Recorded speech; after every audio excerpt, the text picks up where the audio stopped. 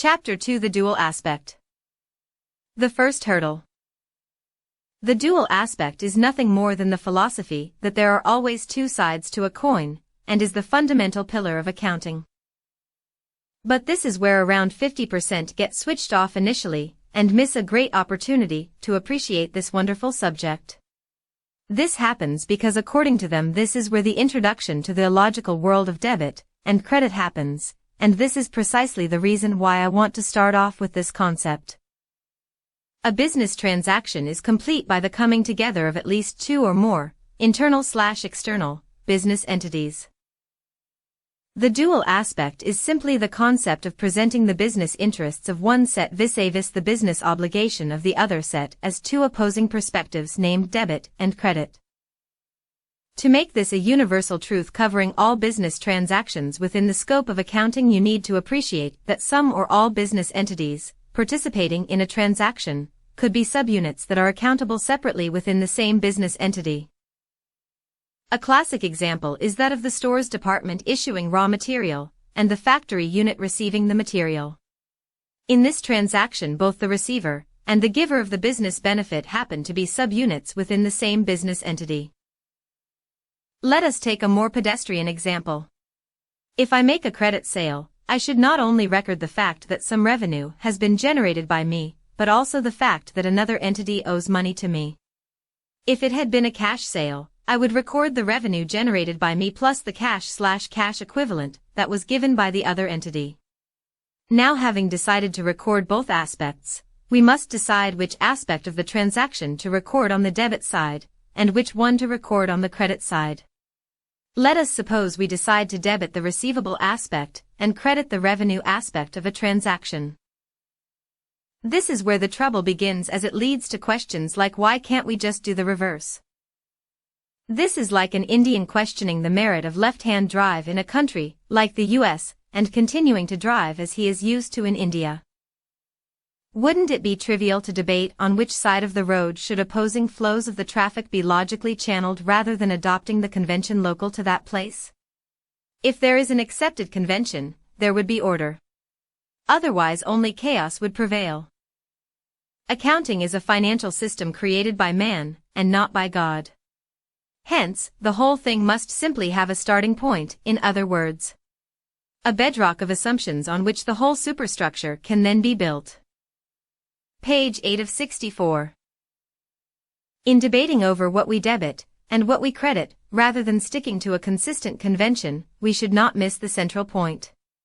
The order of the day is therefore an accepted convention to start with, and not a scientifically precise explanation to be comfortable about. Let me strike while the iron is still hot and introduce you to what is considered as the bedrock of accounting, the rules of debit and credit, for which you need to first understand the only three account types that are there in accounting.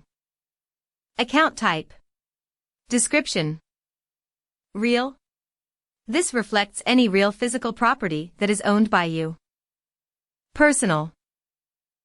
This reflects any business entity who either owes money to you or is owed money by you, and can be any of the following types.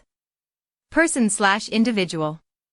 Logical group of persons, recognized or referred to as a group entity, without being formally incorporated, like employees for example. Informal association of persons. Formally incorporated organization/institution.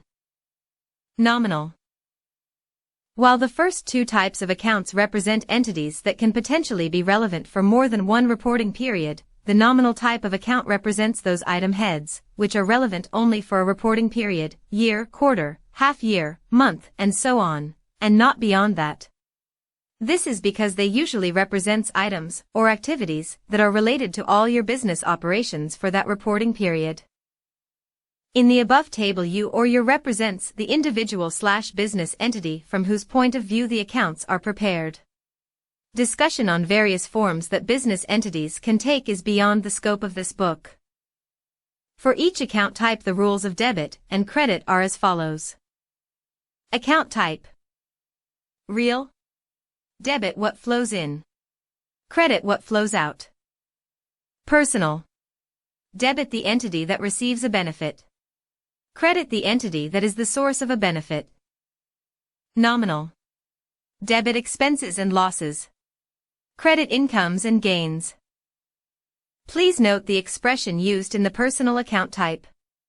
It could have very well been phrased as the entity that is the source of the benefit. It has been purposely phrased as the entity that receives a benefit, and the entity that is the source of a benefit. This is because what has been presented side by side is just a table of rules for the debit and credit instances of each account type, and it is not necessary for the credit leg of a transaction to involve a personal account, just because the debit leg involves a personal account.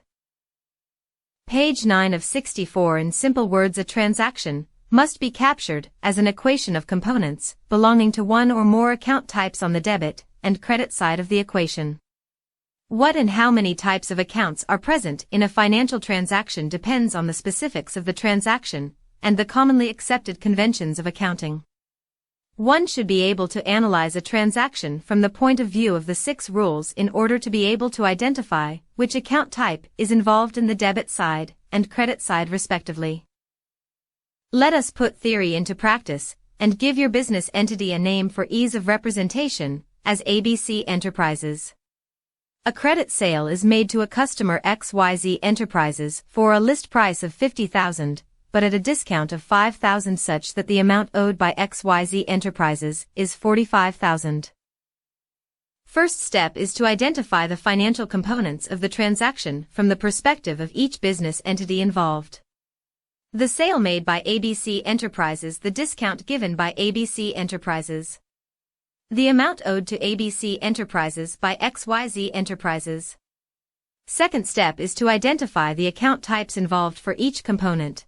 Sales is an operating income that is pertaining to a specific reporting period and hence belongs to a nominal account type. Discount is an operating expense that is pertaining to a specific reporting period and hence belongs to a nominal account type.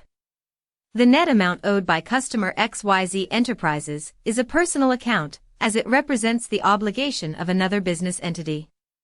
Also, the balance owed to or by a customer may need to be tracked over several reporting periods as long as there is a relationship with the customer. Third and final step is to apply the rules of the game. Since a sale is an income, we will credit the account as per the rules for a nominal account type. Since a discount is an expense, we will debit the account as per the rules for a nominal account type. Since XYZ Enterprises is the receiver of a benefit, the benefit being that he can pay later, while he gets the goods immediately, we will debit that account as per the rules for a personal account type. Let us now see how this transaction will be recorded in the books of ABC Enterprises.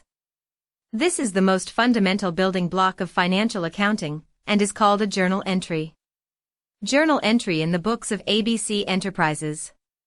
Account name. Rule. Amount. XYZ Enterprises. Debit $45,000. Trade discount given. Debit $5,000. Sales. Credit $50,000. Total. $50,000. Page 10 of 64. Journal entry in the books of XYZ Enterprises. Account name. Rule. Amount. Purchases. Debit $50,000. Trade discount received. Credit $5,000. ABC Enterprises. Credit $45,000. Total. $50,000. I will leave it as a self-help exercise for the reader to apply the 3 steps to understand this journal entry in the books of XYZ Enterprises. While it is crucial for ABC Enterprises to know the discounting practices in its business and keep a track of the same in a separate account, it is somewhat optional for XYZ Enterprises to keep a track of discount received. This has nothing to do with the rules of debit and credit, and these are granularities of information that can be decided by the management of the respective business entity, or followed as per governing laws or accounting standards. Coming back to the issue of what to debit and what to credit, the whole system would work just fine if we simply interchange the heading of the last 2 columns as below. Account type. Real. Credit what flows in. Debit what flows out. Personal. Credit the entity that receives a benefit. Debit the entity that is the source of a benefit. Nominal. Credit expenses and losses. Debit incomes and gains. You should be able to intuitively appreciate that interchanging the rules between debit and credit would have to be done for all account types so that it impacts the entire framework of rules. I hope it is now amply clear that trying to interchange the rules would only mean a difference in form without any inherent difference in the content, and hence, I would like to conclude this chapter with the following understanding of the rules of debit and credit.